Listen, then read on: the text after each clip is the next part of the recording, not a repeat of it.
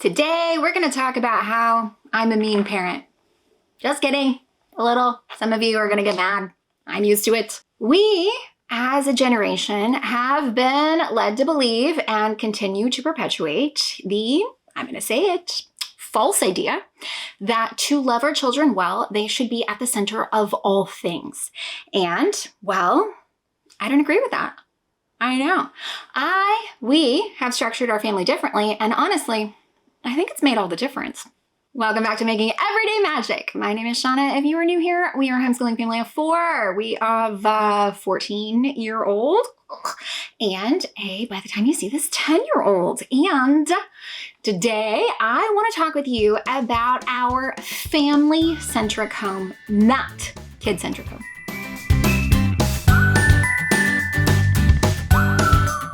Before we go any further, please scroll down, hit the big red subscribe button, turn on the bell for notifications, and give this video a thumbs up. As always, you can find me down in the comments or over on Instagram at Making Everyday Magic. And I am looking forward to the comments section on this one because I know it's going to piss some people off. Let's start early. Are you ready? Here is the disclaimer. I am not talking about neglect. I am not mean to my children. I will often make jokes that my children behave because I'm a mean mom, but that is not true. I have standards and I have expectations, but we do not hit in our house. My kids are exceptionally well cared for and they know that they are loved. I am not talking about neglect. I need to say it again because somebody's going to be like, oh my God, yeah, I can't believe you do that to your kids. Yeah, okay, whatever. Just get it out of your system. That's not the case. So, hey, for the rest of you who are still here and aren't already triggered, because I know some of you will be, let's talk about kid-centric homes, family-centric homes, and how I feel like by having a family-centric home, we, well, honestly, I think it's amazing. And I think our lives are a lot better, especially as now I have old kids because of the foundation that we laid. Now, keep in mind, and I said it just now, did you hear me? I have old kids. Okay, which means we have put a lot of work into the consistency that has come along to now. There are a lot of things that matter. I am going to tell you that my children, as far as I know, are neurotypical because that also matters. And I know that it does. As far as I know, I might be a little busy with a little of some letters, but as far as I know, my husband and I are both also neurotypical, and that helps a lot. Something else that helps having a family-centric home versus a kid-centric home, everyone in my house helps out. So my husband is part of the team. I did not marry a man-child. He is useful and I like him, but also I chose him on purpose because I did not want to do all of the work. We are incredibly communicative. We're also both firstborns, which I think plays a lot into that, but we get along well. We do things as a team. And I'm going to tell you a lot of the things that we chose to do even before we had children were really family friendly. I have had a Zoom membership since long before I have had children because that is what I like to do. We like to do things. We like to get out. We like to have fun. We like to go to Disney and amusement parks and museums and all of the things. And those are all incredibly kid friendly things.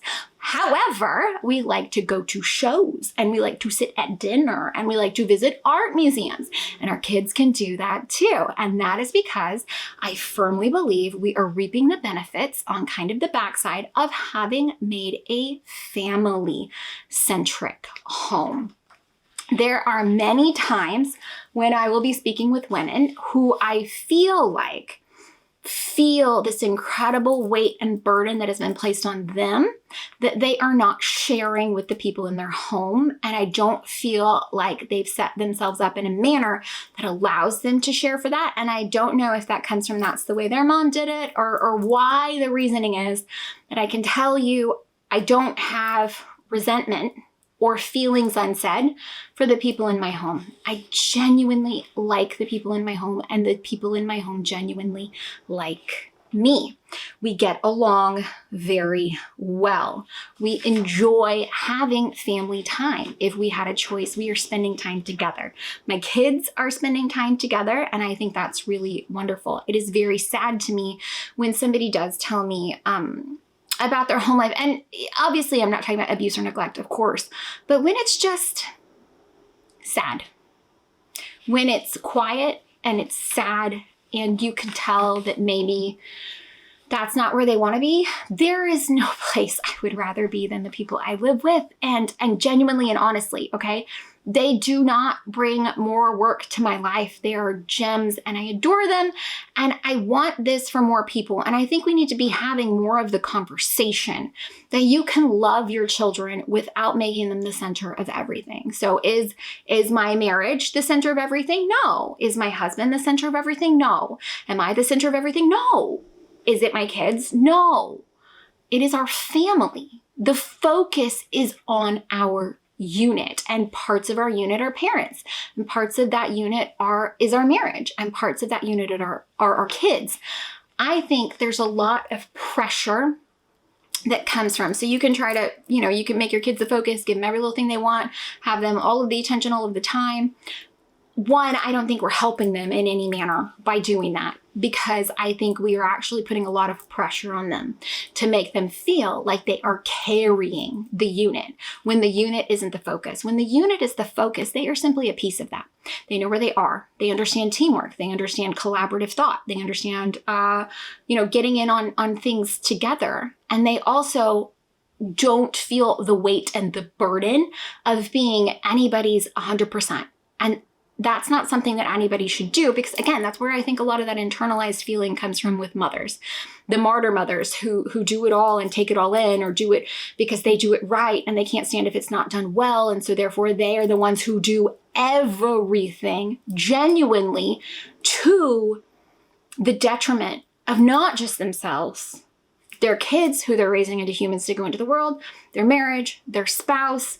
When we don't expect people to be on our team, they don't. You're not in service to these people. I always say we're in service to our learner, which we are, and we choose to homeschool. That's another topic. But as wives, women's mothers, and especially because I have girls, I want to say things like, it is our family.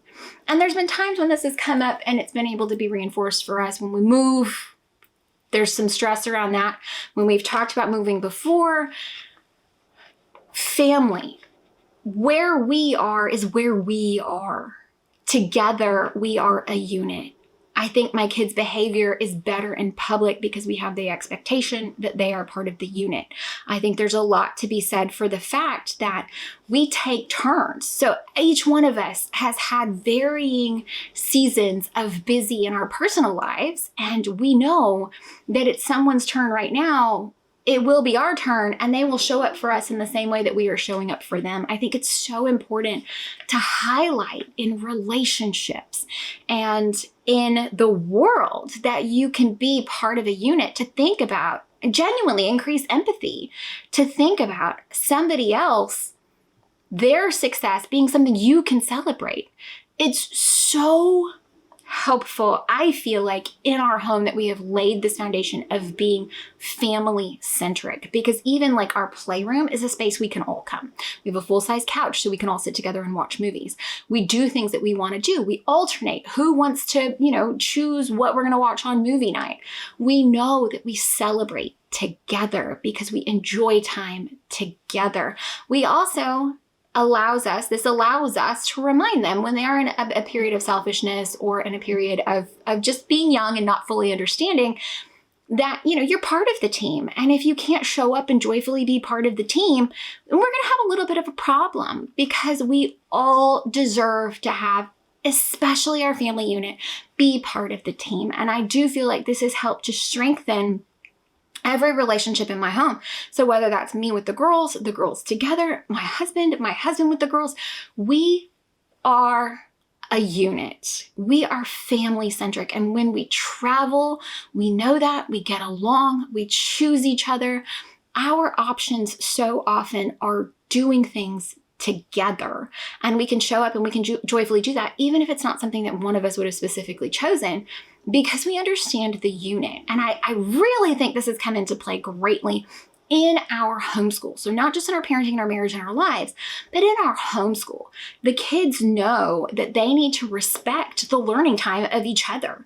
They know from an early age that you come to the table, you're ready to learn. We're doing this together. I like having group subjects because, again, I feel like when we do learn, whether it is, a Mom and Me Monday and I'm grouping them together in something, or something that like when we did Black American history and we learned it together as a family, that family-centric learning is so wonderful. And I honestly wish we could get to more of that. And I do feel like it is pretty apparent when you see a kid-centric family or a kid-centric situation where they are the only ones who are benefiting from that. Like that's kind of sad. I genuinely think, and I'm not saying we don't do things for each other and make sure we're lifting everybody up or whatever, but there is not one poster golden child who's getting all of the energy and all of the effort. You are part of the unit. And I think it serves them well by not having that kind of pressure to be everything for anyone else, because that's not any of our jobs, to be everything for everyone else. And that's coming from somebody who breastfed for a long time. And I homeschool, and I am still oftentimes the default parent, but it's not because dad isn't capable and handy and amazing and available. And it really is, it's so good watching my girls, especially as they've gotten older. So again, I'm on the backside of this, I've got big kids, it's different. Watching them work together. So if one of them has something they want to do, the other one's going to help them. If one of them has something they need to remember, the other one helps remind them. If they have something that needs to happen, their biggest supporter, and they will tell you their favorite person on the entire planet is each other. And that is something that I am so proud to say that I feel like we have fostered in them, that the unit, our family comes first. Our family is the most important thing. So it's not mom and dad, it's not the marriage, it's not mom, it's not them, it's not kid stuff, it's our family. And how can we best preserve, enrich, and enhance our family together? And sometimes that's an art museum not everybody wants to go to, or sometimes it's a movie not everybody wants to see, or sometimes it's a restaurant not everybody chose. But it's always together. And because of that, we're always in a good space. I hope that you found this helpful, entertaining, or informative. If you did, please scroll down, hit the big red subscribe button, turn on the bell for notifications, and give this video a thumbs up. I'm so curious to hear your feedback on this and what you think. Are you kid-centric or are you family-focused? Because these are different. They're incredibly different, and I think they have really wildly different results. And I think one of the easiest ways to see those results is kids' behavior in public. Again, you can call me strict and you can call me a mean mom all day long, but I can take my kids anywhere. And I can also have an amazing conversation with my kids. We are incredibly close and we choose each other every step of the way. It's honestly so helpful in decision making. When we're making big decisions, it's so helpful to not think about what I want, what you want, what they want, what anybody wants, to think about what is best for our family, to kind of almost give it its own entity, is such a reprieve from pressure, from weight, that having our family be the focus, having our family be this thing that we're all working toward, working for. I mean, we will have family cleaning nights where we all spend 30 minutes cleaning and it goes faster and it's much easier. And the kids will ask, hey, is there anything I can do? Hey, is there anything I can help you with? Hey, do you guys need anything? We'll ask, or is there anything you guys want from the store? Hey, can I get, it's so good. And I wish more people recognized that it's not a huge shift. It really is not a huge shift. It's a little step to bond you all together. It has been one of the best things I think we have ever done as adults, as parents, as a family, to center our family in our homes, in our lives, in our hearts, before any individual piece of it. And I think it's been incredibly helpful and wonderful in my own experience. So that's it. That's what I wanted to share with you, is that we do not have a kid-centric home. We have a family-centric home. And I genuinely think it has made all the difference in every aspect, in our marriage, in our vacations, in our home life, in our out of the home life, in our homeschool, family-centric. So sound off below. Let me know. Again, I'm not talking about neglecting them. I'm not talking about beating them. I'm not talking about being mean to anybody. I am talking about the joy that comes from the shift. Nobody is in the spotlight because we are all in it together. And that is where our family has found success. And that is where our family makes everyday magic.